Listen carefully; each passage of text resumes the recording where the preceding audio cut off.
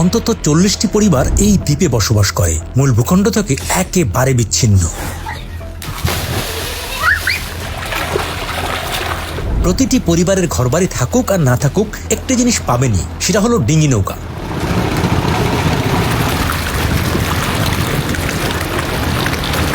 বাংলাদেশে থেকেও জীবনযাপন ও ধ্যান ধারণায় অন্তত 20 বছর পিছিয়ে এই জনপদের মানুষ। তাতে কি বাজায় আসে? আমরা আজ এখানে পুরো দিন থাকবো, এদের সাথে একবেলা খাবো আর কাছ থেকে দেখবো এদের জীবনযাপন। এখানে রান্নার আয়োজন করার যে যুদ্ধ, তার চেয়ে বড় যুদ্ধ আমরা গতকালই করেছি। আমাদের সময়ের কোনো হিসেবই এখানে মিলল না। সকাল 11টার মধ্যে পৌঁছতে পারবো এমন একটা ধারণা করেছিলাম, কিন্তু পৌঁছলাম বিকাল 3টায়। সে অনেক কারণ। এই দুর্গম পথ পাড়ি দিয়ে এরা কিভাবে এখানে বসবাস করছে, যেতে যেতে এটাই ভাবছিলাম। কিন্তু তাদের এ নিয়ে আক্ষেপ তো দূরের কথা, বরং বুঝিয়ে দিলেন এ জীবনেই তারা থাকতে চান। সাগর বললেন 2.5 ঘন্টার পথ। যেতে যেতে অবাক হলাম হাওরের সৌন্দর্য দেখে। ভারতের মেঘালয় পাহাড় ঘেঁষে হাওর, এত সুন্দর জায়গায় সবাই আসে ঘুরতে। কিন্তু কজনই বা এইসব দ্বীপবাসীর খবর জানেন? যে নামটি বললাম সাগর, তিনি সুনামগঞ্জের এই হাওরে হাউসবোটে পর্যটকদের ট্যুর পরিচালনা করেন। তিনিই সব ব্যবস্থা করেছেন। 2-2.5 ঘন্টা সময় লাগে না বর্ষাকালে, আর গাড়ি অঞ্চলের তো সময়ই নেই। এর সম্বন্ধে আমাদের এই যে বর্ডার, আরো কাছে গেলে আরো কাছে বর্ডার থাকে। হ্যাঁ, বাহারের সাইডে বাজার, আমরা বাজারের দিকে বাজারের নাম হলে বাদাঘাট বাজার। তুষার কালো চশমা পরে বসেছিলেন। তাকে দেখতে অনেকটা অসহায় লাগছিল। আমাদের আসার কথা শুনে সে খুব অবাক, কারণ সে কখনো ভাবতেই পারেনি তার জন্য আমরা এত দূর থেকে যাব। আমাদের মনের কথা বলার কোনো জায়গাও নাই, কেউ আইয়া শুনেও না যে এই তোমরা কোন আলোতে আসো বা তোমরা কি করতেছো, এমন কোনো মানুষ এই পর্যন্ত আইছে না। তুষার আব্দুল্লাহ, তিনি পৃথিবীর আলো দেখতে পান না, কোনো কাজই করতে পারেন না, সংসার চালানোই দায় তার। এই হাওরের মানুষরাই তার পাশে দাঁড়ান, না হলে সে না খেয়ে থাকতো। 7 বছর বয়স থেকে চোখে দেখে না। পাশাপাশি একটা এই যে আমরা সবাই একটা বিয়া করেছিলাম, যে যদি আল্লাহ এখন বাচ্চা তাহলে তার ভবিষ্যতে একটা দেখা যায় তার বাচ্চারাও একই অবস্থা। গরু মাংস কবে খাইছেন? যেহেতু এই খাসি বা গরুতে আমরা তো মরুক মাঝে মাঝে খাই। যে শেষ গরুর মাংস কবে খাইছেন? ওই যে তাই নিয়ে কোরবানি দিলাম, এই মাংস খাইছি আর কি। তাহলে কি আছে গরুর মাংস খাবেন না খাসি মাংস খাবেন? গরুর মাংস হইলে তো ভালো হয়। বাজারে গেলে 5 ঘন্টা লাগবে। আমরা অবাক হলাম, তাহলে তো আজ আয়োজনই সম্ভব না। পাশে ছোট্ট একটা বাজার, কিন্তু সেখানে মাংস পাওয়া যায় না। তখন গ্রামের মাতব্বর বলল কাল সকালেই আয়োজন করবেন। 2 ঘন্টা যাইতে যাইতে আর 2 ঘন্টা আইতে বাদাঘাট বাজার। এখন বিকাল হয়ে গেছে। তাহলে এখন কি করা যায়? হয়তো আপনারা যদি উদ্যোগটা নিয়েছেন, কালকে করেন, হয়তো সুন্দর হয়। এবার কি করব? রাতে থাকবো কোথায়? এই দ্বীপের মতো গ্রামে তো হোটেলও নেই। এগিয়ে এলেন সাগর, তার বাড়িতেই থাকার ব্যবস্থা করলেন। পরদিন ভোরে উঠেই বাজারে যাব, এটাই ছিল পরিকল্পনা। ভোরে উঠেই দেখি বৃষ্টি শুরু হয়েছে। মাঝি ভিজতে ভিজতে আমাদের নিতে এসেছে বাজারে যাওয়ার জন্য।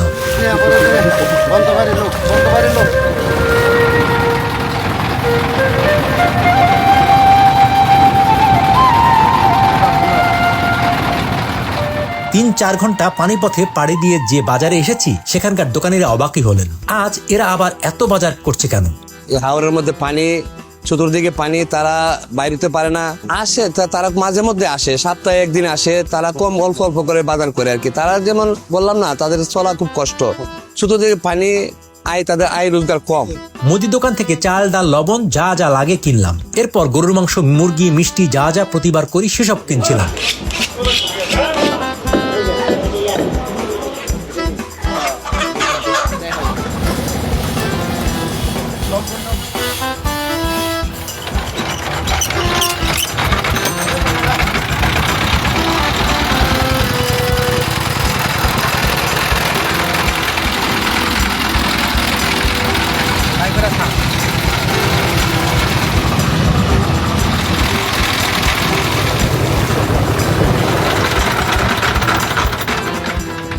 আবার 3-4 ঘন্টা পথ পাড়ি দিয়ে ফিরলাম এই দ্বীপে। বারবার দ্বীপ বললেও এটা কিন্তু কোনো দ্বীপ নয়। সুনামগঞ্জের টাঙ্গুয়ার হাওরে কিছু কিছু ছোট্ট গ্রাম এক একটা দ্বীপের মতো। কোনোটিতে 100, আবার কোনোটিতে 200 মানুষ বসবাস করেন। আমরা যে দ্বীপ সদৃশ গ্রামটিতে এসেছি, এখানে বাস করে প্রায় 40টির মতো পরিবার। সব মিলে 200-র মতো মানুষ হবে। এই গ্রামের নাম গুলাবাড়ি। চতুর্দিক দিয়ে পানি দেখেন না, চতুর্দিক দিয়ে পানি। এই তো এই দিক দিয়েও পানি, নদীটা 12 মাস পানি থাকে। আবার এই দিক দাও নদী, এটাও 12 মাস পানি থাকে। এটাও নদী? এটাও নদী। আচ্ছা, এটা হচ্ছে পাটলাই নদী মেইন, আর এই সাইডেরটা হচ্ছে পাটনা নদী, একটা শাখা হাওড়া ঢুকছে। চকলেট হাতে পেয়ে সবার চোখে মুখে যে আনন্দ, তখন বুঝলাম 1 টাকার চকলেট দিয়েও লক্ষ টাকার হাসি দেখা সম্ভব এই হাওরে। চকলেট কে কে খাইবা চকলেট কে খাবা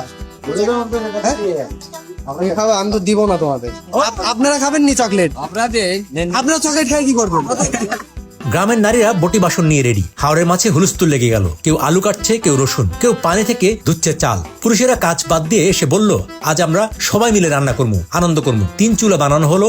এই তো আজকে ফাঁক করতেছি, যে ফাঁকের একটা চুলা বানাইতেছি। চুলা দুইটা তো আছেই দুইটা একটা লাগবে, যেহেতু বিয়ে হয়ে গেছে গা। সকাল থেকেই একটা আমোদ ফুর্তি, যেহেতু একটা আমোদ ফুর্তি করে খাওয়া দাওয়া করবো, এই হিসাবে কই যে আজকে আমরা কাম বন্ধ। বডি ঠিক করে রাখছি, সব জাকি টাকি টাকারা বল যত কিছু লাগে সব কিছু রেডি করে রাখছি। বহুদিন পরে আমরা অনেক দিনে সবাই মিলে এই কাজ কাম একখানো মিলেমিশে করতেছি, মিলেমিশে করে ফাঁকশা করবো, একখানো সবাই মিলে খাইম। সবার মধ্যে দেখতে পাইছি যে একটা আনন্দ আনন্দ হাসি খুশি আনন্দ। এরকম আনন্দ কি দেখা যায় না সচরাচর? সবসময় তো দেখা যায় না।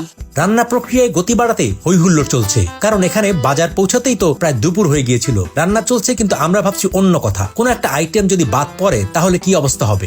আবার 5-6 ঘন্টা। ঠিক এই ভাবনাটাই সত্যি হলো। তেল কেনা হয়নি।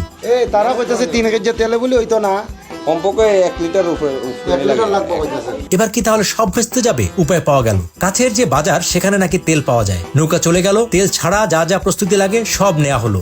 আমি না দেখলে তো আমার একটা অনুভব আছে যে এখানে তো আমি শুনতেছি যে সবই মিললে মাংস ভাগ করতেছে, ফুলা ভাগ করতেছে, সবজি ভাগ করতেছে। সবচেয়ে আজকে ভালো লাগতেছে যে আমরা একত্র হইয়া আজকে খাইমু। আমরা বছর একবার কুরবানির ঈদের সময় মাংস খাই, আর তো খাইতে এনে যে আমার খুব ভালো লাগতেছে। আর এইভাবে যদি আরো বড় লোকরাই আমরা কথা শুনি, এটাই যে একটা সবচেয়ে একটা চাওয়া পাওয়া। তেল আসার পর রান্না আবার গতি পেল। অবশেষে সেই রান্না শেষ হলো বিকেল 4টায়।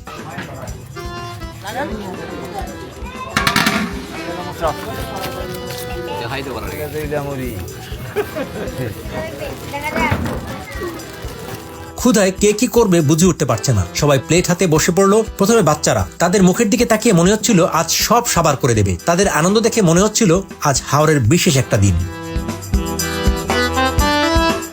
আজকের এই খাবারের আয়োজন করেছিলেন একজন অস্ট্রেলিয়া প্রবাসী। তিনি আমাদের পর্বগুলো নিয়মিত দেখেন। নাম প্রকাশ না করার শর্তে তিনি এই আয়োজনের অংশীদার হয়েছেন।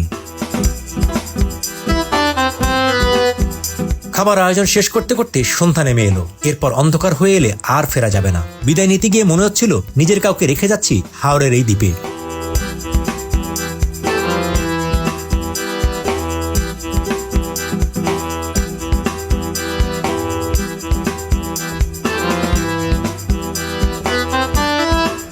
বিদায় গুলাবাড়ি।